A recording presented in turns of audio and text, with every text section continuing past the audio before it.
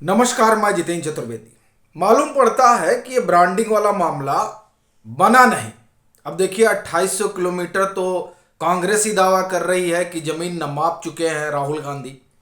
और ये जो पूरी कवायद चल रही है ये स्वाभाविक तौर पर ब्रांडिंग के लिए ही चल रही है।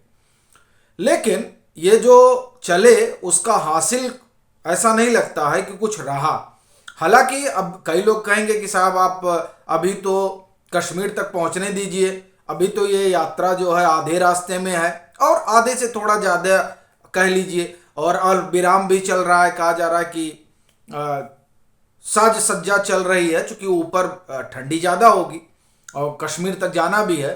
तो यात्रा पूरी हो जाए उसके बाद में इसके नफ़ा नुकसान पर चर्चा हो। लेकिन हो क्या रहा है कि असल में जिस तरीके से ये यात्रा जो शुरू होगी दोबारा 3-4 जनवरी से, वो दरअसल उत्तर प्रदेश में उसका अगला पड़ाव है। अब उस पड़ाव पर जाते ही सवाल उठने लगे, क्योंकि अभी देखिए सलमान कुर्सी तो खड़ा उड़ाऊ लेकर दौड़ रहे हैं और बजाते उनको योगी योगी बना दे रहे हैं, तपस्वी बना दे रहे हैं, महामानव की एक तरह से आप कहिए कि उनका एक आकार प्रकार तैयार किया जा रहा है राहुल गांधी का। और ये सब सिर्फ ब्रांडिंग से जुड़ा हुआ है एक तरीके से।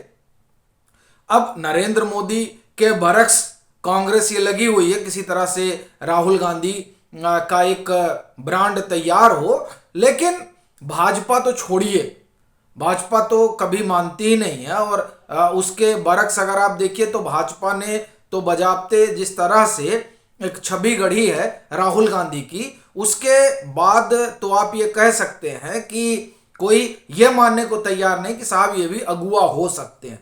अच्छा, एक चीज तो भाजपा ने जो किया वो किया, लेकिन उसमें एक भूमिका खुद राहुल गांधी की भी रही कि जिस तरह से उन्होंने अपनी एक छवि गढ़ी, जिस छवि में उनकी कुल जमा पूंजी ये रही कि उनको अनिच्छुक राजनेता के तौर पर देखा जाने लगा। अब इस यात्रा के जरिए उन्होंने अपनी ये छवि तोड़ने की कोशिश की, लेकिन ऐसा लग रहा है कि उसमें बहुत हद तक वो सफल नहीं हो पाए।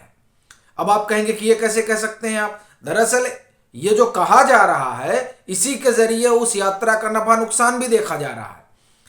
राहुल गांधी उत्तर प्रदेश में जो प्रवेश करेंगे उस प्रवेश से पहले उन्होंने कुछ निमंत्रण भेजे। अब वो निमंत्रण जो है वो उसमें अखिलेश यादव भी हैं, उसमें जयंत चौधरी भी हैं, उसमें बहन मायावती भी हैं। और इन लोग से भाई उस निमंत्रण में तो यही आग्रह रहा कि आप लोग भी जो है लोनी हो सके या बागपत हो सके या शामली हो सके या कैराना हो सके, ये 4-5 पड़ाव हैं जहां से भारत जोड़ो यात्रा गुजरेगी और फिर आगे बढ़ जाएगी। तो जहां भी सहूलियत हो वहां आ जाएं। अब जैसे बागपत में अगर जयंत चौधरी आ जाते हैं तो भारी भीड़ हो जाएगी, लोनी में अगर आ जाते हैं बहुत भीड़ हो जाएगी, फिर शामली कैराना में बहुत भीड़ हो जाएगी चूंकि जयंत चौधरी का यहाँ अपना आधार है। बहन जी आ जाती हैं तो बड़ी भीड़ हो जाएगी चूंकि ये जो इलाका है ये दलित समाज और फिर आप जाट, मुस्लिम और अति पिछड़ा ये एक इलाका है ही है।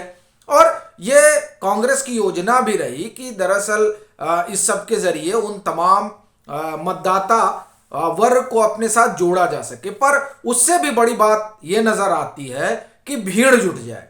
लेकिन आप देखिए कि अखिलेश यादव हो या जयंत चौधरी करे सा हमारा पहले से कोई कार्यक्रम है। अब लीजिए, जिन राहुल गांधी को लेकर पूरी पॉलिशिंग हो रही थी कि साहब समूचा विपक्ष इनके पीछे लामबंद किया जाएगा, और उसी लामबंदी में नीतीश जी तो साइड हो गए थे। और देखिए ये उन्होंने जाहिर भी कर दिया, जब उनसे मीडिया ने पूछा तो दिल्ली पहुंचे राहुल गांधी और उस बाबत जो है नीतीश कुमार से जब सवाल हुआ तो उन्होंने कहा कि हमको तो जानकारी ही नहीं। आप देखिए मनोमहागठबंधन में एक जो पार्टी वो कांग्रेस भी है, और अगर आप बिहार में देखें तो तीसरी सबसे बड़ी पार्टी कांग्रेस है राजद जदयू के बाद। लेकिन उनको मालूम ही नहीं नीतीश जी को कि राहुल गांधी की भारत जोड़ो यात्रा जो है वो दिल्ली पहुंची है। और अब यही क्या कम है कि उन्होंने यही इनकार नहीं कर दिया कि हमको मालूम है नहीं कि यात्रा भी कोई चल रही है। पर ये तो नहीं कहा उन्होंने। अब देखिए वो बजाते गए थे 10 जनपद भी, फोटो वोटो नहीं आए उसको लेकर एक अलग तरीके की बात हो रही है, और तब भी हो रही थी। हालांकि उसका लालू प्रसाद यादव ने अपने अंदाज में जवाब दिया था, और वो उनका अपना एक बोलने का तरीका भी है। पर उसको हम एक तरफ रखें तो, और महागठबंधन में आने के बाद नीतीश जी दिल्ली भी गए 2 बार, एक बार तो सबसे मिलने गए और एक बार 10 जनपद गए। लेकिन लगता है कि जो चर्चा रही कि कुछ हासिल नहीं हुआ, तो उसकी खीर शायद दिखी भी कि उनको मालूम ही नहीं है। और इससे एक चीज ये भी निकल कर आती है कि उस समय कहा जा रहा था, एक धड़ा ये भी कह रहा था कि नहीं, नीतीश जी तो विपक्ष को एकजुट करेंगे और राहुल जी की अगुवाई में सब आगे बढ़ेंगे। लेकिन अब राहुल जी की अगुवाई में आगे बढ़ेंगे तो कम से कम ये तो मालूम होता कि यात्रा कहां तक पहुंची। और एक चीज आप ये भी देखिए कि इन लोगों को निमंत्रण भी दिया गया था भारत जोड़ो यात्रा में शामिल होने के लिए, अब शामिल भी नहीं हो पाए।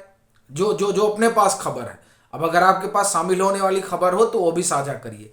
तो आप अगर इन तमाम घटनाओं को एक धागे में पिरोए तो आप देखिए कि नरेंद्र मोदी के सामने जो एक ब्रांड खड़ा करने की कोशिश कांग्रेस की चल रही थी, एक वो, और दूसरा राहुल गांधी की अगुवाई में समूचे विपक्ष को एकजुट करने की कवायद।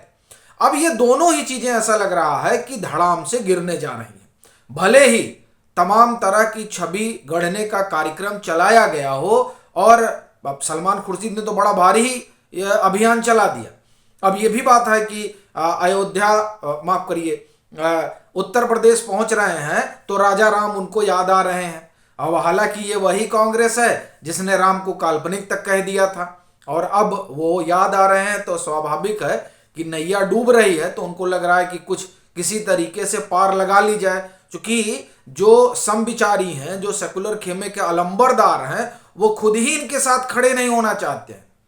अभी देखिए जयंत चौधरी आरएलडी का राजस्थान में भी मुझे लग रहा है कि ये जब चौधरी चरण सिंह वाला जो किसान दिवस वाला कार्यक्रम था, उस कार्यक्रम में भरतपुर में तो जयंत चौधरी, अशोक गहलोत, कार्यक्रम हुआ, सब लोग एक मंच पे मौजूद थे। लेकिन आप देखिए, अब कह रहे हैं कि हमारे पास समय ही नहीं है, वो कोई और कार्यक्रम चल रहा है। अखिलेश यादव को देखिए 2017 में इन लोगों ने गठबंधन किया था उत्तर प्रदेश में विधानसभा चुनाव के दौरान, आपको ध्यान होगा।